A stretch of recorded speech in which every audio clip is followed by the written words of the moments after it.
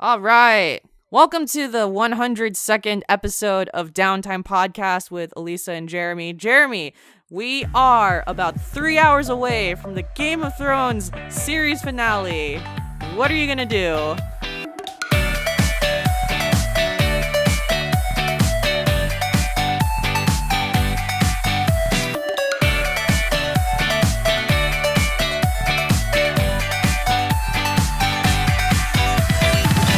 I'm going to eat a bunch of popcorn. I'm going to watch it with my brother, and it's going to be awesome. It's going to be awesome. You know what I'm going to do? I'm going to watch it as well, even though I've only seen 12 episodes of Game of Thrones in my entire life, just because I need to be in on the trends and know what everyone's talking about at work tomorrow. You just nod your head like, yep, And dragons, I will nod, yep. And I'll nod my head exactly, and I'm going to be like, see, I told you so. Yeah, no, I feel it. It's gonna be a fun episode, and it's gonna have there's gonna be a lot of stuff going on. I've heard some rumors, but I mean, I'm trying to not think about it so that when I watch it, I'll be more surprised. I think based off of my limited knowledge of the Song of Fire, Ice and Fire, Fire and Ice, and the whole storyline of Game of Thrones, I'm shocked this that last episode with the dragon was the second to last episode of the entire series. So there's only 1 hour left today to pretty much go over every single thing and potentially solve all... No, I say solve all the problems, but it's more answer the questions of the series. So we got 1 hour left, and I am not feeling good about that from a writer standpoint. I've seen all the complaints about this current season, and while I do agree with them, I do understand that this is good TV, and let me reword that. I understand that this is entertainment, and at this point, the writers were pretty checked out. The showrunners, especially, D&D as they're referred to, What are their last names? D.B. Weiss and Daniel something. So they both have names that start with D. Okay. That's why they're called D&D. Got it. Yeah, and so they wrote a majority of these episodes in season 8, and so it's objectively looking at it, I'm just like, this is just good entertainment. Like, this is exactly what this show is meant to be. But from my own personal opinion, I don't really like the direction the show is going because of from a narrative perspective, there's too much action going on and not enough drama and not enough character development, and it just seems like a lot of character development has been thrown out the window. But regardless, I mean, this is it. This is the end, and no matter what we get at the end is what they've already created. So we made it. Yeah, exactly. That's it.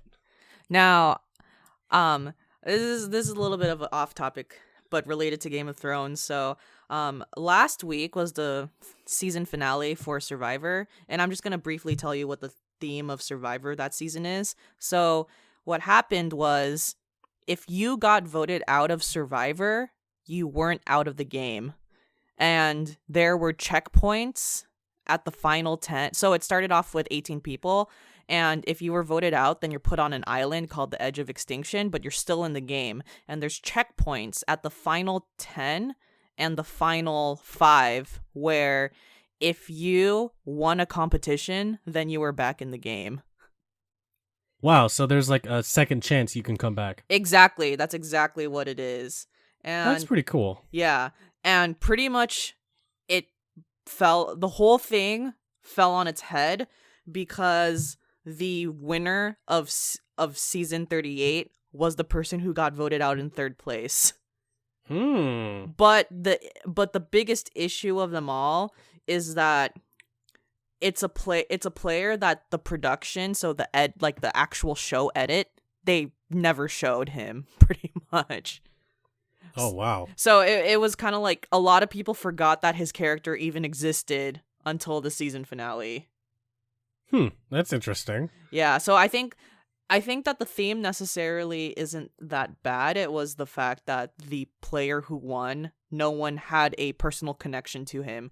Because I do agree, when you have these reality competitions, if you just knowing who the player is already gravitates someone to cheer for them versus someone who has no footage whatsoever, and you're just like, why is this guy never shown? What's going on? Right.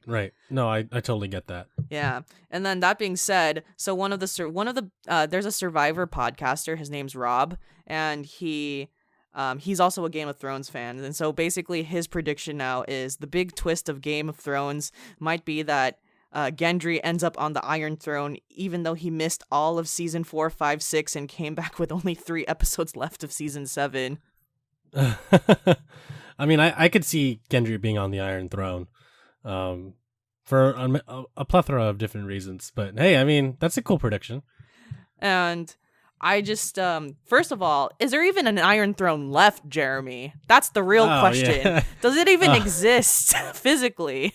A part of me doesn't want it to, because I'm just like, at this point, I'm just like, this is stupid. But at the end of it, I think it's going to be there, but like in shambles, like surrounded by debris. Which is like a really fitting way to have the Iron Throne portrayed at the very end, is because it's like all this destruction around this one thing. Yeah. I think it would be a very fitting end to show whoever sits at the Iron Throne sits there, but there's like a bunch of rubble and they're just sitting there alone, and that's how the show ends. But, I mean, yeah, whatever. I'm excited for this episode, and yeah, obviously we're recording this on Sunday, so by the time this comes out, you have already probably seen the episode, and let us know your thoughts. I mean, we haven't really talked extensively about Game of Thrones on this podcast, but since it's such a hot topic right now, we might as well. I know, it's a hot... Wait, can you hold on real quick? Yes. Yeah? Oh. Okay. Sorry. It's okay. Someone opened my door. No worries. Okay. Yeah, we're probably not going to do a spoiler cast or anything, but it is a really hot topic. I've only seen YouTube videos and 12 episodes of Game of Thrones. Yeah, no, I mean, like, there's so many little things we can go into about the whole series, but, I mean, for its overall arc, I don't think we need to talk about it in depth. But if you want to share your thoughts on Game of Thrones with us, we will talk about it on the podcast. But, of course, spoiler warning, like, these are spoilers for the show, so if you haven't seen it yet, what the hell are you doing? Go watch it. Yes. You probably can't catch up in 3 hours, but you can watch a recap on YouTube. Yep, and if you ask me a question, then you gotta let me know in advance, because I have to watch it on YouTube and watch the summary of what's going on. Or if you just want a better answer that is ask Jeremy. Don't ask me. Yeah. Don't ask me anything. Yeah. Don't ask me anything. Granted, I haven't read the books. I've only seen the show, but I've seen every episode. It doesn't matter, Jeremy. Like the last 3 seasons aren't even based off the book. Yeah, that's very true. All right. That being said, before we go on to gaming, let's just give our hot takes. Who's taking the throne, Jeremy? And then we'll compare next episode. The whole Gendry thing that Rob talked about on his podcast that you just mentioned is something that I think could happen. Is it actually a plausible thing? No, he got written off already, and I'm just like, okay. Like, he hasn't shown up in like 2 episodes, so I'm just like, okay, he's gone. But I honestly think that Jon Snow will take the throne, and he will do it reluctantly because he might kill Daenerys. Well, Jon Snow had that look at the end of, or not the end of the episode, but during the episode where it's like, oh, fuck, I guess I gotta kill my girlfriend. Yeah. That loving, sweet look. Yeah, I think he's gonna kill her in front of everyone, and then he'll take the throne, and everyone will be okay with it. But of course, deep down, he is gonna be sad because he killed his auntie girlfriend, and at the same time, he's gonna be, really reluctant to be the leader, even though I feel like it's destiny for him to take the throne because of his background, his family, and his dad, right? Yeah, his heritage is what I'm trying to say. So he will probably take it, although I really don't want him to. Because he doesn't want to. Anyways. Yeah, I mean, but like that's what makes good TV is not having your characters have a happy ending. It's having your characters like written in a way that they still have some internal conflict at the end of it, and it makes you kind of want more and to understand more. I mean, some will argue that the TV show Lost was a really bad example of this, but I'd like to argue that it is both bad and good. Like, I myself love to hate that show. I watched every single episode growing up with my family, my mom, my dad, my brother. So we have a really strong connection to that TV show. And the way it ended, we all had mixed feelings like everyone else. Mm-hmm. But I feel like there were still a lot of questions to be had with the show at the end. And it's good when a show kind of wraps it all up.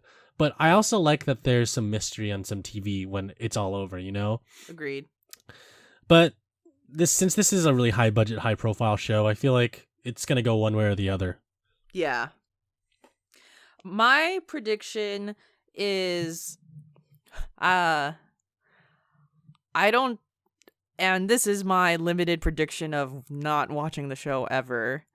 I think Jon Snow is going to take the throne, and I prefer if he's the one who kills Daenerys, because I don't think it will be satisfying if Arya is the one who kills Daenerys. I think it has to be Jon. Yeah, she's already killed one big bad guy. She killed the mini boss, the sub boss. Yeah, she killed the sub boss. I know that there's a prophecy that's being touted around because she has to kill one more person in the prophecy, but I just think it's very unsatisfying if her character kills Daenerys versus Jon, who arguably has a bigger impact. Right. Yeah. I want Jon to kill her because of exactly those reasons, but I do know the prophecy that you're talking about, where it's like she has a list basically of people that she needs to kill or needs to be killed. Yeah. And Cersei and the Hound were on those lists. I believe I know Cersei was, but I think the Hound is on the list, but he's already gone, and Cersei, she's gone too. So isn't the Hound the person who's her father, or not her? You know what I mean? Not her father, but was her like father figure, like a big brother. Okay. Yeah, and like they both hated each other, but they also had a really good friendship of each other. So yeah, it was a weird relationship that they had. But I know she wanted to be the one to kill him, but ultimately he had his demise to his brother. Yeah, but I mean, yeah, we'll see who does ultimately kill Daenerys. I really feel like Daenerys is gonna die because what she did was actionable by death. Yeah. She killed a bunch of people. Innocent people. She killed a lot of people. Yep. So, there were a lot of war crimes committed during this. I know. She could have easily just taken the dragon and went to what do you call it? The Red Keep?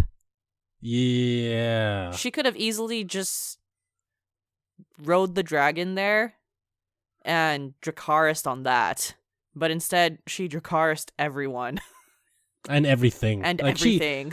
She did destroy the Red Keep with the dragon, and it's kind of weird because people are like, why does the dragon's fire destroy like bricks and buildings now? And people are like, because writing. And I'm like, yeah, that's kind of weird that this like OP dragon fire can suddenly destroy bricks and like all these other things. Like usually when you see dragon fire, it's just like it doesn't really like torch the brick or doesn't destroy buildings like that.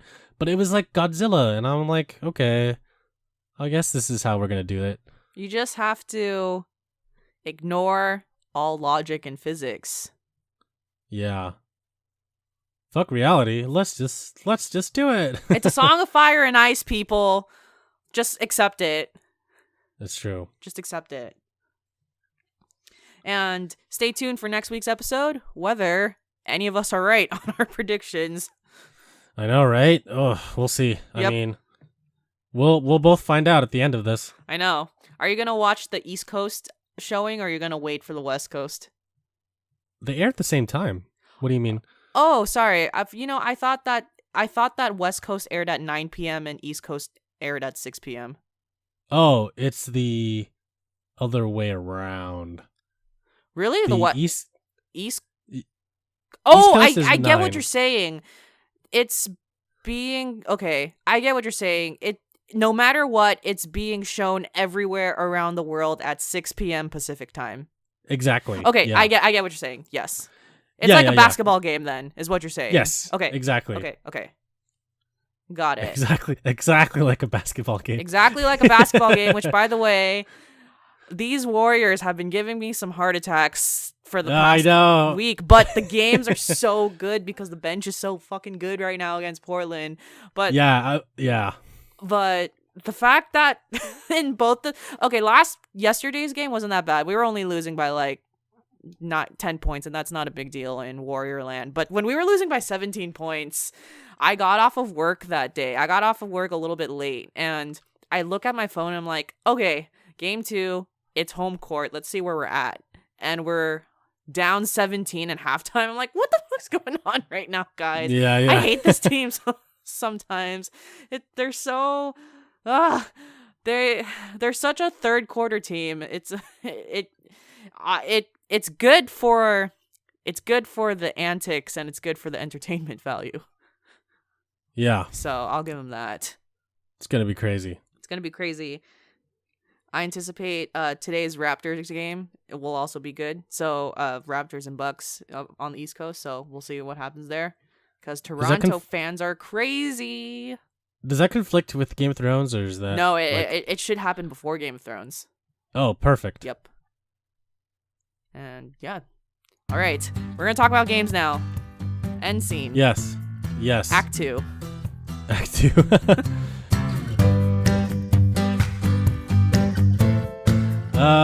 What you been playing? All right. So I haven't been playing anything, but I picked up Danganronpa, the trilogy. So let me just open up the cover.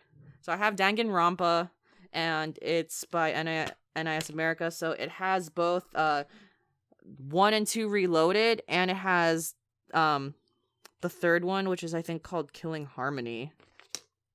Actually, is this even the third one? Why does it have the Roman numeral 5 on it? Hold on. Wait. Hang on a second. That's confusing. But as I'm trying to figure, version 3. Okay, I'm going to take a picture of this for you and show it after this podcast. So on the disc, it has Danganronpa V3 Killing Harmony, where everything except for the 3 is in white text, and the 3 blends with the background. So it just looks like a Roman numeral. Like you have to, beautiful. Yeah, you have to look closely to notice that there's a 3 there. But okay. I know. So I bought this, and I'm really excited to play it just because I decided that I needed a JRPG to play. And I've been, especially just reading a lot of the news about Persona, I just wanted to pick up a new game. And so I picked this up, and that's all I have to really talk about for today. I was on a business trip, so I haven't been able to play much. But I will have more info on this game as I play it. Nice. Yes. And I believe, for anyone who doesn't know what this game is, it's a murder mystery. I'm pretty sure. Oh, nice. In the vein of like Clue? I don't think it's in the vein of Clue, but then again, I haven't played this is one of those games where I see all the time and I read the articles, and I've always been interested in playing it, but I haven't looked in depth for it. So I don't want to say anything that will piss off the fans. Okay, that's fair. But it is a murder mystery, Jeremy, so we can interpret that however we want. Okay. Yes. Sure. And I think there's going to be a Danganronpa, like a new one coming out this year. Unless the trilogy is the thing that's coming out this year, which is already out. Came out a month ago. Okay. But, we'll see. Who knows? Cool. Yep. And that's all I have to talk about for now. What about you? I actually haven't been playing too many games. Yeah. I've been kind of busy. It's been it's a busy time in May for sure. Yeah, I mentioned this on the previous podcast, but I 100%ed Mario Kart 8. Oh, why do I feel like I'm surprised that it hasn't been 100%ed yet? Because I haven't. Oh no, I'm surprised that you haven't done it yet. I feel like that's that's something you would have done already. Yeah, I was just kind of lazy because the last thing I had to do was collect all the gold cart items. and the I had the gold frame and I had the gold glider already. So there's 3 parts that make up the cart. There's the frame, the wheels, and the glider. Yeah. I had 2 of those, but I didn't have the wheels. And the only way to get the wheels is if you beat all of the Nintendo staff ghosts on time trials. You've told me about this before. Yes. Yeah. Okay. Yeah. And I didn't really want to do that because I was like, there's 48 maps and I have to do this, and I'm probably gonna mess up because these ghosts are pretty good. Turned out not all of them were really good, and some of them were pretty easy to beat. But there were a handful that were really hard. Okay. And I finally did that. I beat them, and yeah, I got everything. So you did it. You did it. I did it. I can check it off as a game that I completed this year. Yes. Which is awesome. So yeah, that's the only thing I've been kind of playing on and off because it's just something that you can just easily pick up and play and just be satisfied with playing a video game. Oh yeah, totally. Yeah. The other day, my brother and we bought this game on Steam for $2. It's called Judge Dredd, Dredd versus Death. It's a PC game from 2005. It's a first person shooter. I've definitely heard of Judge Dredd before. Right. There was a comic series, there's a book, there's like books, and there was a movie that came out in 1996 starring Sylvester Stallone. And there was a movie in 2012 that starred Carl Urban as Judge Dredd. And he's basically this like futuristic cop that lives in like the year 30 something.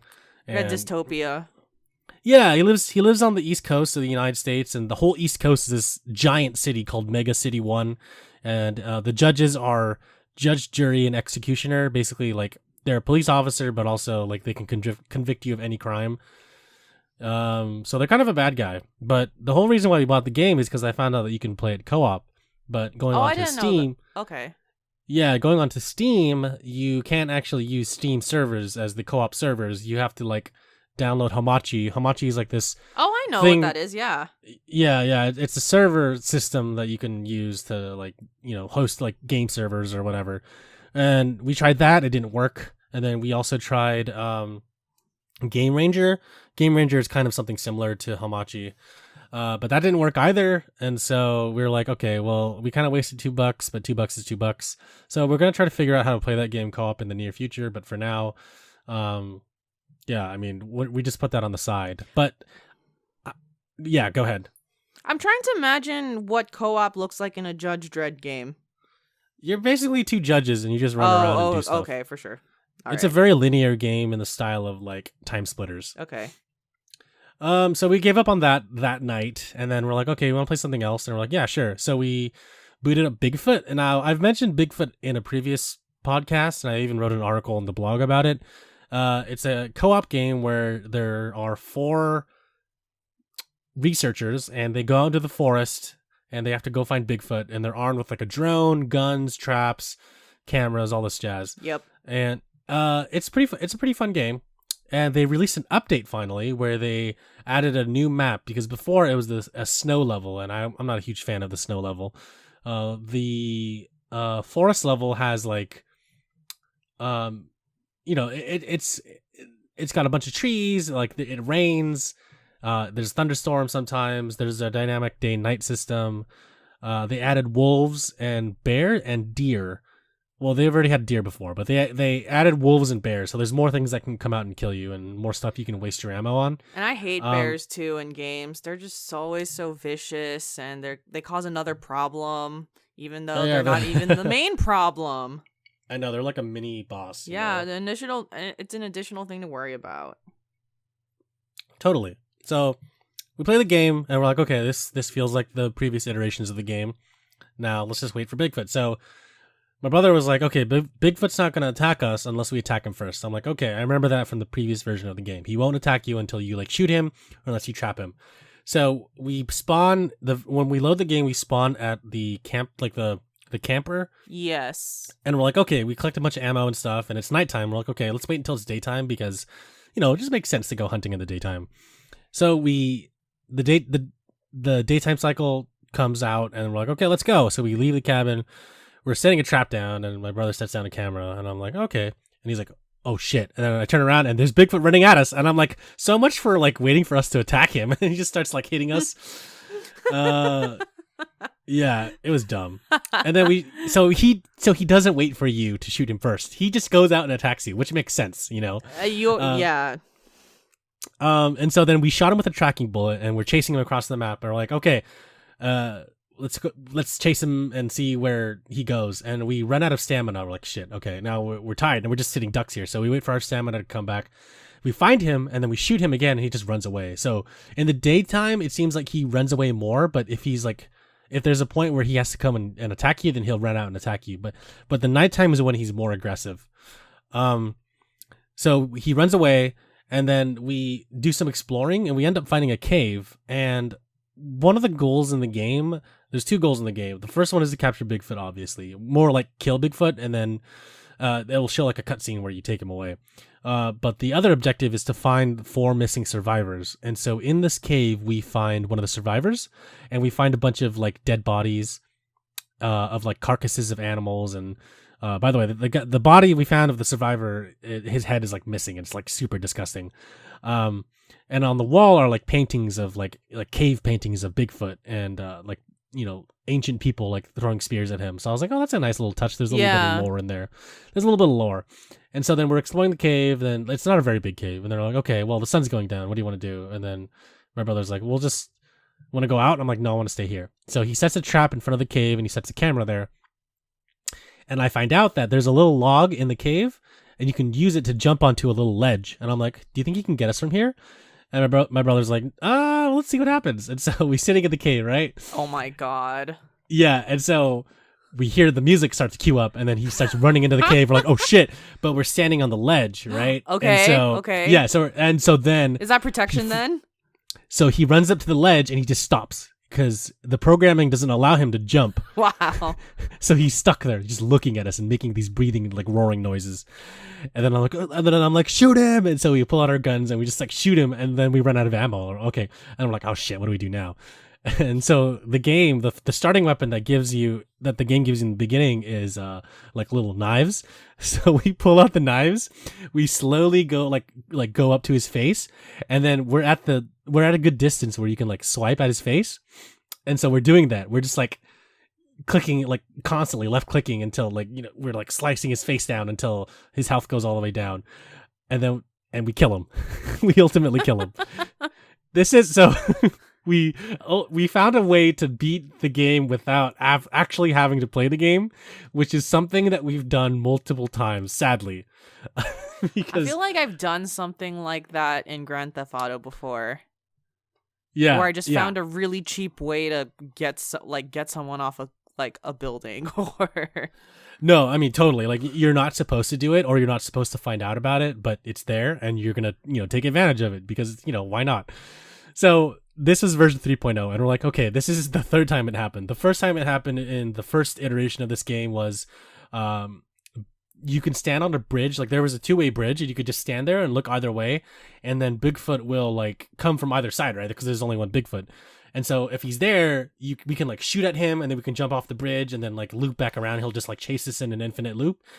And the second way to beat him on the first iteration was, well, this was our mistake, or more like our blessing. Like he ran, we shot him, we fell underneath the bridge, he ran after us, and he got stuck, and we basically just like shot him until, you know, because he's glitched and stuck. So we shot him until we won. And so we're like, okay, well, we pretty much broke this game. So the second time the game came out, we actually played it like the way it's supposed to be. So we had a little cabin. This is when the snow level was the only thing up. And so we would run around, and we used the tracking bullets, and we would find him. We would lure him to us. We would shoot him, but, you know, we didn't really get his health down to halfway. Yeah. And we're like, okay, how do we do this? And so what happened was, the game has flares, and if you use a flare, Bigfoot will be afraid of it because it's like a really bright light. Yeah, he'll run away. And so I'm surprised he's scared of that. I know, right? Of all things. And not the sound of the guns, right? And so what happened was, he ran up to us like he was about to attack us. I shot a flare up. My brother shot him with a tracking dart. So we tracked him all the way to the edge of the map. And he was stuck there, and we couldn't run as fast as him, so we're just like slowly approaching his location, and we're like, why is he stuck there? And what we saw was he was stuck at the top of the hill, like Skyrim style. He was like stuck there. Of course he was. And he was and like, I can glitched. envision this too because you compared it to Skyrim. Exactly. So he's like stuck there, glitched, and he's roaring and not moving, and he's like "Arr, arr, arr, arr," like over and over again. And so we're like, well, we got to do it. So we just put up the firing squad, pull out our guns, and just started shooting his ass until he died, and then we won that way. And so GG. Yeah. So every time we play a new update of this game, we always find a way to break it somehow. You gotta do what you gotta do, though. Yeah, I mean, to be fair, it is a really fun game, and I can't recommend this game enough to anyone else because although it is an early access game, this is the first early access game I've ever played on Steam that actually just keeps on giving, and the developers are really communicative with everyone. They're like a 4 or 5 person team out of the Ukraine or something, and they've been just like churning out updates, letting people know that the updates are still coming and being really and highly communicative with their audience, which I think is really cool. So it's really awesome that this small team created this really cool game. Yeah. So shout out to them. That's like the last thing that I played, I'd say. Gotta exploit the system. Yeah, it was super cool. It was chill. So I mean, if you Alyssa ever want to play it, let me know. Like we'll hop on and play it. Mm-hmm. For sure. It's cool. Yeah.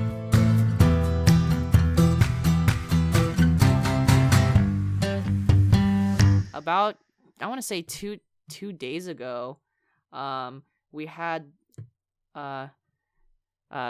what's his name? Kenichiro Yoshida and then Satya Nadella from Sony and Microsoft respectfully, they were standing in a picture shaking hands with each other, and you're thinking, why you got 2 people from Microsoft and Sony shaking hands? I wonder what's going on. And then it was announced that Microsoft and Sony would be partnering and collaborating potentially in the future for cloud gaming and cloud services. Pretty much what's going on right now is the big 3, Microsoft, Sony, and Nintendo, are saying, fuck you, Google. Guess what we're going to do? And it's gonna probably lead to this partnership, and then it wouldn't surprise me if Nintendo is already working on something or Nintendo joins in on the alliance, and they're basically saying, "Get out of here, Google. You're not wanted here." They're like we are real video games. Yeah. So I think from historically, from a Sony perspective, this is a shock. If you're just a player and you play everything and you don't really follow what Sony's done in the past to avoid a lot of things like this, you just be like, oh, this is very cool. Good on them for collaborating. But as we've discussed plenty of times on the podcast at this point, Microsoft has been developing a cloud-based gaming streaming service for a while. Maybe for 5-10 years, and Sony at this point has been pretty quiet on revealing their cards about joining the streaming service game, which, to be honest, Sony doesn't have any cards.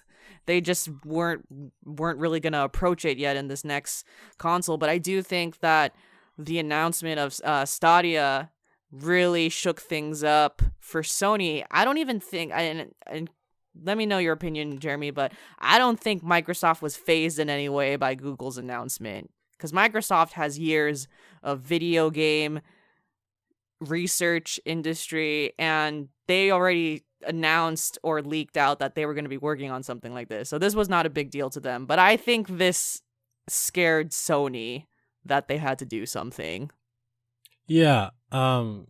Granted that also Microsoft and Google are neighbors when it comes to their company headquarters in Mountain View. They're like really literally down the street from each other.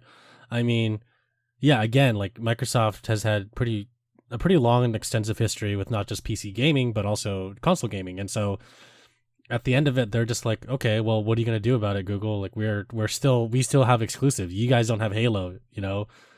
Mm-hmm. So, I mean, definitely, I feel like Sony is in the right place to be afraid. But again, like as we kept talking about before, Sony doesn't need to be scared. They have their own market going, and they're still making a lot of money. Like again, this was Sony's generation, but of course, this generation is coming now to a close with the introduction of streaming consoles. Albeit one giant streaming console. But yeah, I mean, again, we'll see where the market goes. This could also mean the end of GameStop for like used retail games, and all these used game stores will now just become like retro game stores. Yes, they're definitely if all the gaming companies and all the gaming console companies specifically go gung-ho with digital and they don't even sell physical anymore, that is for sure the end of GameStop. Yeah. It'll just be, like you said, retro gaming stores will now take place. Yeah. Not to mention, oh man, that's going to hike up the price of a lot of physical copies.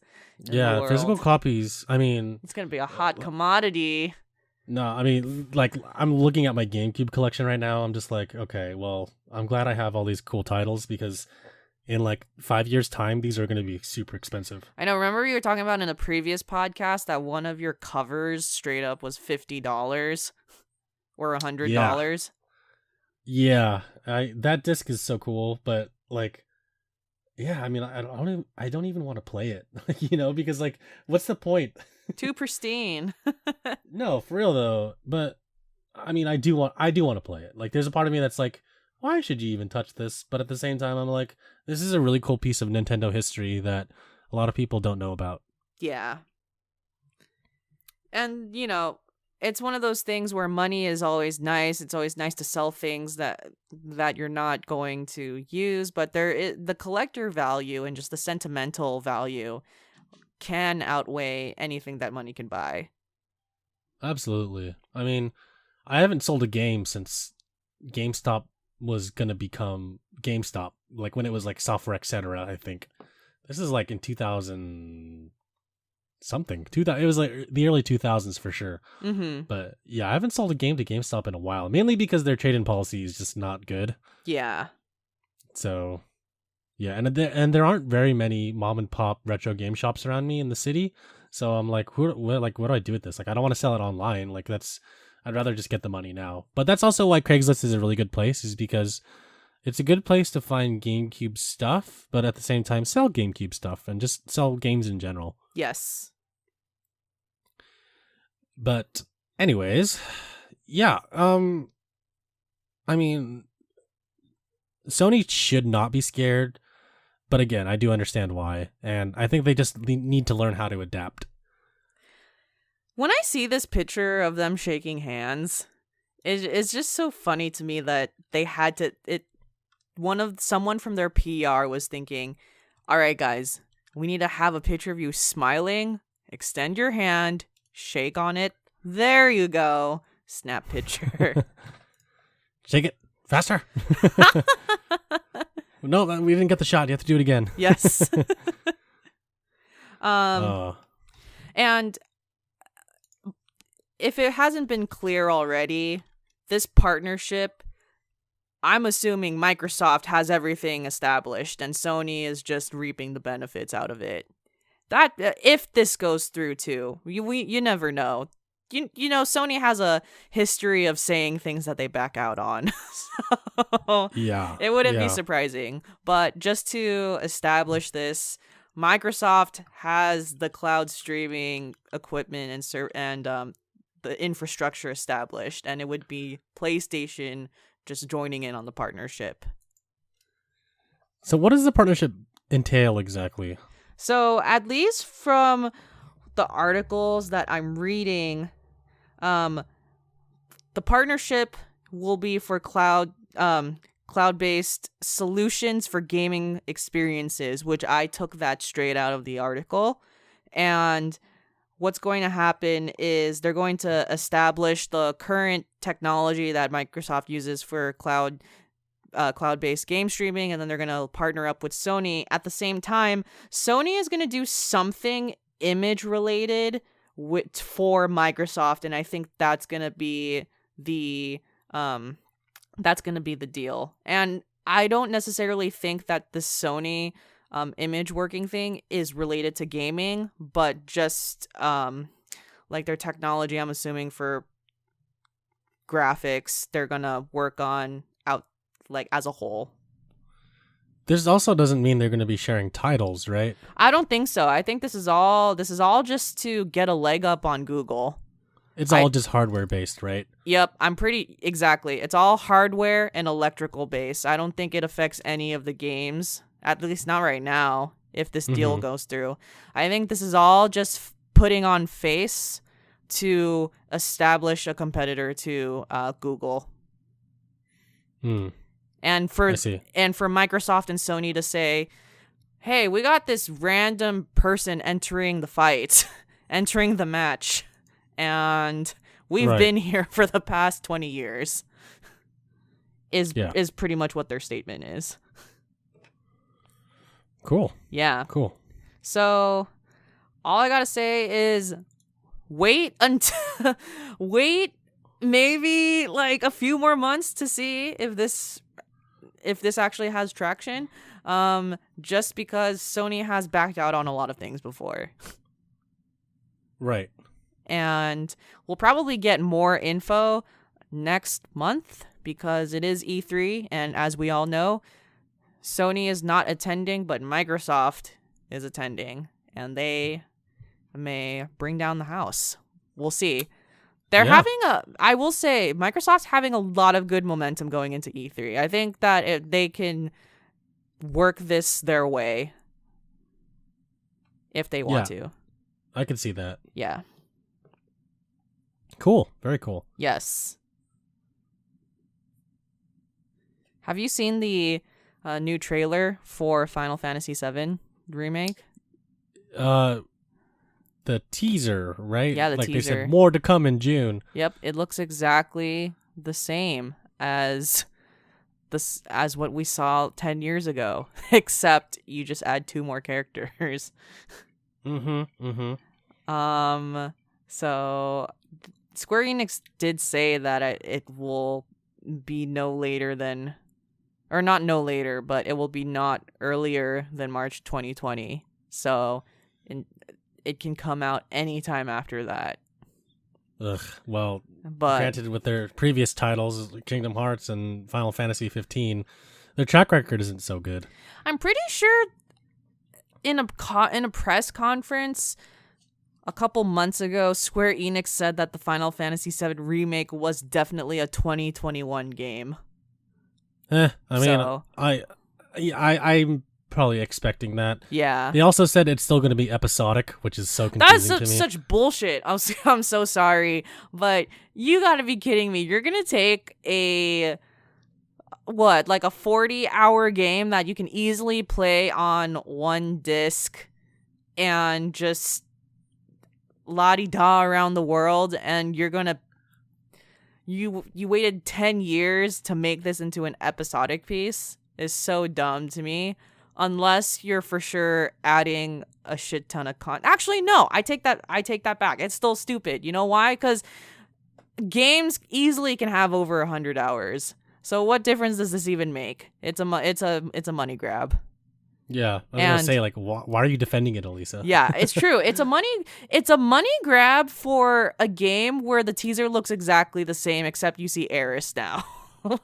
Yeah, I'm not seeing anything new. Aside, I will say though, it seems to confirm in the teaser they're going towards active time battle versus turn-based, which, take that as you will. But still, yeah, obviously this hasn't come out yet, but I'm probably not gonna play this because, one, I've already played Final Fantasy VII. And I've also played Crisis Core and watched the movie, so I feel fine. And I'm not even going to tell people who have never played Final Fantasy VII to wait for the new one just because the graphics are good. Because if you're going to be paying $50 for 4 episodes, for example, That's stupid. Yeah, that is really dumb. Yeah, that's so dumb. I hate that shit, Jeremy. Like, just wait for a Game of the Year edition where it's all going to be together. Buy all the episodes in one go. It's like, why didn't you just do that in the first place? Why didn't you do that to begin with? Exactly. Ugh. Yeah, I'm not a fan of episodic releases. Yeah. Of one game.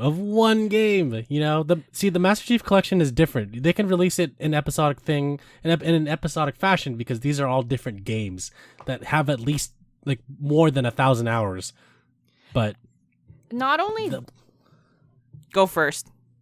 I was just gonna say, like, there's no excuse for another game like that. But yeah, go on. And to add on to that, not only that, you're making episodes into a game that already exists as one game. Mm-hmm. And there's no excuse to saying, oh, there's going to be a lot of content, because you can easily have a game that has over 100, 200 hours. Absolutely. Yeah. I mean, it's all... What's it's the all, excuse?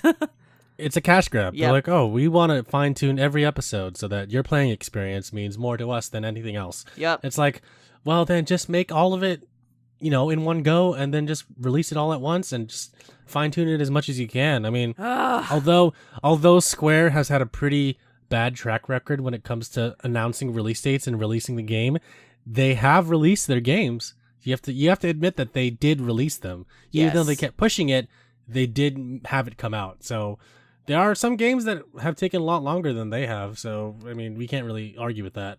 Yeah. So, I mean... Yeah. Yeah. Yeah, I mean, like, take as long as you need to. As long as it comes out, then that's fine with me. Yeah. I'm just going to re-emphasize to anyone, if you ever want to play Final Fantasy VII and you're waiting for it, just play it right now. Yeah. Don't wait for it. There's no point. Yeah, like, what are you waiting for? Yeah, exactly. Just play it. I don't think this is worth waiting for. That's just me. Before we go on to the next topic, Jeremy, I wanted to clarify something because I opened up an article on the previous topic. Microsoft and Sony haven't signed legal paperwork yet, according to PC Gamer. It is. Oh, they just shook hands. They shook hands. They shook hands. Like, it's like they were walking down a hallway in a hotel room and they shook hands, and then someone's like, oh, partnership, and they're like, what? Oh, okay, I guess you're gonna do this partnership thing. That's what the photo looks like to me. Yeah. No, but I mean, okay, so it's all just announcements and nothing set in stone yet, which is like, that's okay. I mean, if it doesn't work out, it doesn't work out. Yep. It is a picture of handshaking. Cool. Yes. And that is my update. Awesome. I do want to go into the next bit of news about our boy ProJared. Oh yeah. Dude. Are you ready for this? Okay, give me the update. This is a weird story. a bit of a recap. For those that don't know, ProJared is a YouTuber that on May 8th, he divorced his wife over Twitter. His wife didn't know. She found out. She got angry. She released all of his public information, stuff like that he was doing when he was famous. So it came out that, well, not was famous. Well, he was abusing others with his power, including his wife. He didn't introduce his wife to his friends. He was sending nude pictures of himself to minors that were his fans. He created a Tumblr account that he shared nude photos and had nude photos of his fans on there. He was cheating on his wife with not just one woman, but it came out that there were more women he was cheating on his wife with, at conventions, by the way. And so, yeah, all these allegations came out, and I mean, there's photo evidence of it. People took screenshots of the conversations they had with him on Tumblr, on Snapchat, on all these different platforms, and so, yeah, and his wife blew up about it. He stayed quiet until 2 days ago. Okay. When he released a statement on Twitter. And I'm going to read this to you, Alyssa. Okay, I am curious what he said. Right, because this is his response to everything that has just happened so far. All right. Are you ready? Yep. Okay, so I am deeply sorry to anyone who has seen the accusations, vitriol, or unwanted photos that my former partner Heidi and others have been posting online since last Wednesday, May 8th, 2019. The truth is that Heidi and my marriage has been in a bad place for some time. I never wanted any of those details to become public for both Heidi and my mental well-being. But they have, and the accusations being made now must be addressed. A few years ago, Heidi asked me if we could be in an open, polyamorous marriage. I recognize now that this request and my willingness to go along with it was an unhealthy attempt to solve deeper issues that had developed within our marriage. Heidi has taken several casual partners and has been in a more serious relationship with another partner since 2017. Whether done to make her own actions feel justified or because she genuinely believed it would help me to build self-esteem. So, build self-esteem is in quotes. Heidi suggested that I also engage with other women. Heidi encouraged me to tell Holly, the girl that he was cheating with, that I was developing feelings for her. But when I did, things changed with Heidi. She became angry and vindicative and did not want me to see or speak with Holly anymore. She called me a cheater and claimed that I was destroying our marriage because of my affair, even though she continued to have other relationships with other partners. I never wanted to destroy our marriage, and I spent months after that doing what I could do to repair it through couples therapy and extensive individual therapy. Page 2. Though close to There's me... 2 pages? Yeah, yes. Okay. There's 2 pages. Okay. Those close to me have witnessed Heidi's behavior towards me on many occasions, and have begged me to leave for some time. I was many things during this time, including embarrassed, scared, and broken, but I was never the abuser. I made several attempts to leave, starting in October 2018, but each time she refused to let it happen, threatening to destroy my career, to harm others if I left it. Despite all of this, I tried to end things amicably. I helped Heidi find a new place to live and paid the initial deposits. I bought her a car to facilitate her independence. I formally filed for divorce on May 13, 2019, and have instructed my attorneys to make sure that she receives her fair share of what I earned while we were together. I genuinely never wanted any of this to happen, but I have finally realized that I have no other choice. Even though I have been tempted to put information out online that shows my side of the story, I don't want to further stoke the fires of what should be a private matter between us. My hope is that both of us continue to pursue therapy and come out of this unfortunate situation better people. But I want everyone to know that any other interactions I have had with any other women were known to and encouraged by Heidi, and were had with only the purest and lawful intentions. Bullshit. I am sorry to everyone that I've disappointed. I realize that as a public figure, I am held to a higher standard. I have made my share of mistakes, but I have only ever tried to do what's best for Heidi and me. End. All right, Alyssa, taking all of that information in, and after reading everything you saw online about ProJared, what are your thoughts on this statement? Okay, so first off, I just want to say that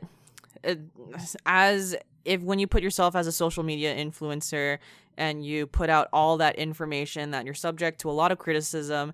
Although you are subject to a lot of criticism, I do believe that there are certain things that, like, it is your business and you got to do what you got to do. So, like, in this example, and this is right now if you're taking Jared's apology as truth, the whole thing about having a polygamous relationship is stuff that's not really on us to say, because if that fact is true, it's their choice. Like, some people are polygamous, some people are monogamous. As long as it's explicitly said in the relationship, there's not really much that anyone can really say about it, because if the two people have an understanding, then that's all that really matters. That is if you believe that statement. All right, now going into it. There's a lot of issues that I have with that statement, and I'm gonna just go it out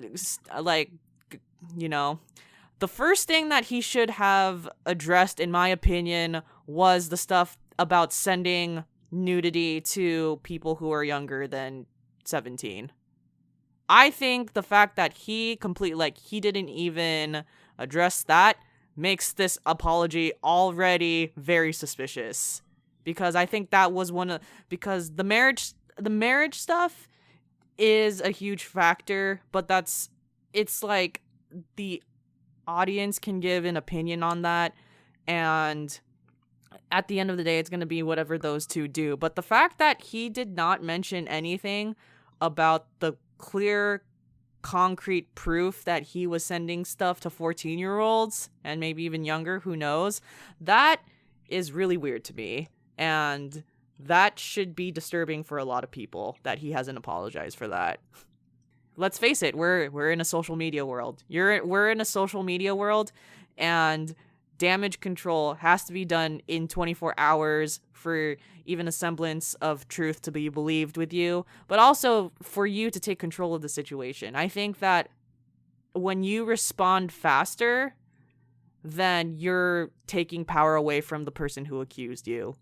I think the fact that he waited a whole week, and this is me overanalyzing at this point, but when you wait a really long time to apologize, wait a long time to apologize and then say that you have proof but not actually post the proof is just kind of like, people have moved on and already have this opinion of you because you waited so long.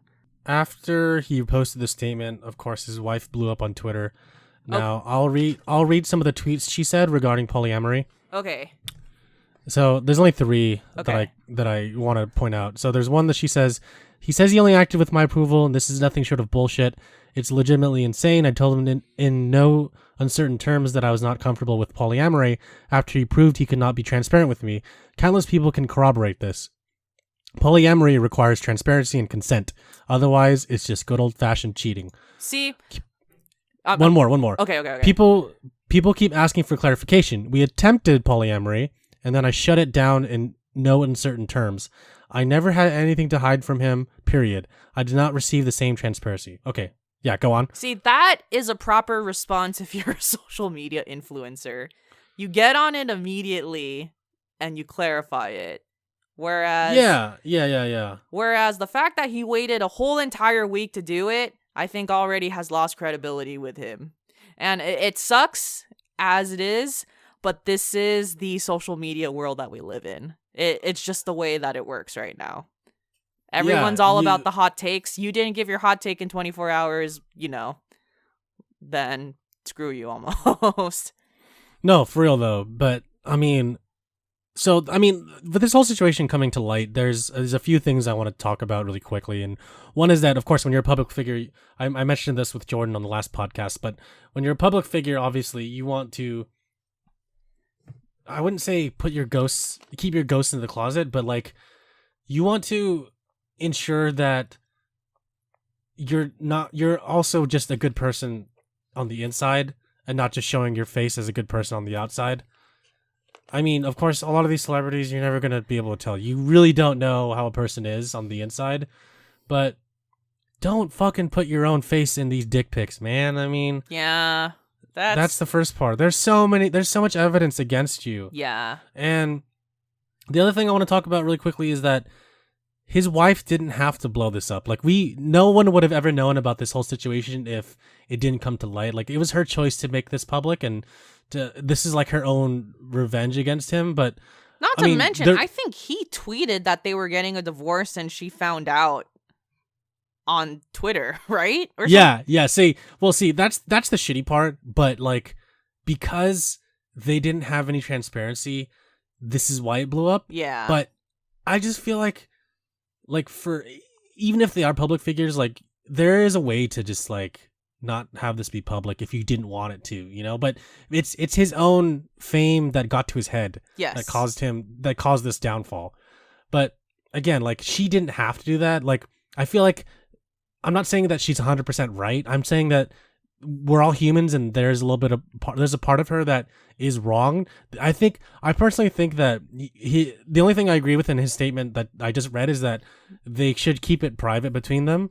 Like they don't have to blow this all up in front of the whole world to people to side with her and say that, hey, she's 100% right. Like she is right in a lot of things, but personally, I feel like she didn't have to go out of her way to like blow this up in front of him and to like, make him seem like the bad guy. Like, yeah, there were a lot of things he did wrong, but like there's ways to keep it privatized. Yeah. I think the discretion that a lot of social media influencers lack is almost frightening. I, you know, you're a social media influencer, and I know that part of being an influencer is you do want to be seen as a hero or seen as something to the people who follow you. But at the end of the day, this is a persona that only represents like part of your life. It could be 100% of your life if you make it, but obviously that's not the advisor like agreeable thing.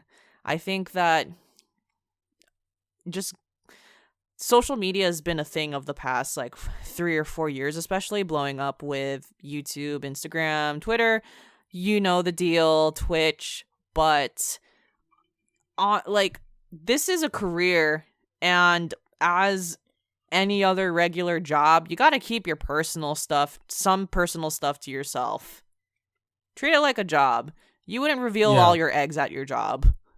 No, I mean, like, you don't want to. Yeah, you don't. You have to have some form of like discretion. Like, yeah, and just like you don't have to tell everybody everything, because like going back to the YouTube thing, like the people that vlog on the daily, like they show their whole damn lives to everyone. They show their rooms, they show their house, their car, their dog, their girlfriend, their wife, you know, like everything. It's just like and they get burned out, and they don't know what else to show, and like you run out of ideas, and you might go crazy because like now you're famous and everyone wants to see more, and you have to give in to what people are saying because you want to please your fans, but at the same time you don't. But the best way to do it is just to not start at all, and like, you know, like you don't, or if you come to realize all this stuff, you don't have to let the fame get to you. You could just be like, all right, well, fuck off. I'm just going to do what I want to do because I'm a human being and you're a human being too. But like, I don't have to give in to your desires because I just want to do me. Yes. You know, and I feel like that's what a lot of people need to like realize, especially if you have a huge public following, which really quickly, ProJared had like a little bit over 1 million subscribers before this whole thing blew up, and now he's down to 799,000 subscribers. Like, people actively unsubscribed from him for like a little bit over a week. It's been crazy. So, damn. But yeah, so you know, if you're a public figure, of course you're gonna have some dirt underneath the mattress, but I mean, just don't make sure it doesn't come out. I mean, you could be a closet pedophile like this dude. Yep. Pretty much. It's just So, I mean, I'm done with my rant. That's all I have to say. I'm surprised he really didn't address the pedophile accusations, because those are pretty rough. Yeah. Because that was a lot of concrete proof. So yeah, he's a piece of shit. Like, I'm not saying he's 100% right. I'm just agreeing with the fact that, you know, there are some things that they need to keep private and that they don't have to tell everyone. Like, not everyone has to know about everything in your life. Yep. But and again, Heidi didn't have to do this, but she did, and it's out there now. But again, she didn't have to. I'm not siding with him. I'm not saying he's right. I'm saying he's wrong. But I'm just saying that there's a lot of things that you don't have to talk about in your public life. Yes. Anyways, I'm done with that. Yep. Cool. That was it. That's all we have for gaming news today. And I don't think we really have questions. Nah. I mean, we can close it out. Yep. Thanks everyone for all your feedback about the relationship podcast. Clearly, we probably need to make another one. So yeah, I mean, if anyone has any more questions, like, shoot it our way. We'd love to hear from you guys. You can comment on the video on YouTube itself, or like on Podbean, wherever the podcast is. For that one specifically, like, go find it, leave a comment, we'll read it, or we'll save it for another relationship podcast. But if we get enough, we'll definitely do another one. Yes. So we'll plan for another one since that one was so popular. But it won't be for like, you know, maybe until like the summer starts or whatever. But we'll say like post E3. Yeah. But send us your questions on anything, just as Jeremy said. And if you like this podcast so much, leave a review on iTunes, Apple Podcasts, and that's it. thanks for listening to the... Wait. What? One What more happened? thing. So a couple more housekeeping things. Okay. If you want to leave us another comment or question, you can go to www.downtime.live. You can click on the contact form and leave us something that way. You can also go to email us the old-fashioned way, which is at contact@downtime.live. Send us an email, question, comment, stuff like that. Again, comment on any of our videos. Anywhere that the podcast is hosted, you can comment there, and we'll read it on the podcast. Yeah. You can also join our Discord. If you go to our website, go on the left-hand side, click on the word community. Clicking on that will lead you to a link that will take you to our Discord server, and from there you can talk to us directly. You can give us feedback directly. You can leave us comments directly. Ask us a question. A lot of our users have been joining Discord and leaving us questions and comments there, so that's pretty cool. Yeah. And yeah, that's about it. Alyssa, it's been a fun run. Yep. Find out next week who dies on the final episode of Game of Thrones and who takes the Iron Throne that we don't even know if it exists anymore because everything burned. Spoiler alert, the only one that dies is HBO, because what are they going to do after this? Oh no. That's actually a pretty good one. I stole it from Seth Meyers. What is their next show after, or not their next show, but like what after the ratings, what is after Game of Thrones? Well, Westworld was supposed to be their next big hit, and it's pretty good, but then it got kicked to 2020. Oh, why? Because production and Game of Thrones. All right. Well, I don't know. That bullshit. sucks. It's just stupid TV schedules. Anyways, yeah. So I'm looking forward to Westworld, but it's definitely not Game of Thrones level right now. Yeah, that's okay. I mean, you can only have so many medieval lore shows at one time. It's true. The next one we need to take. There needs to be a break. Yeah, totally. All right. All right, everyone. Thank you for listening to the 102nd episode of Downtime Podcast. Have a good night. Peace.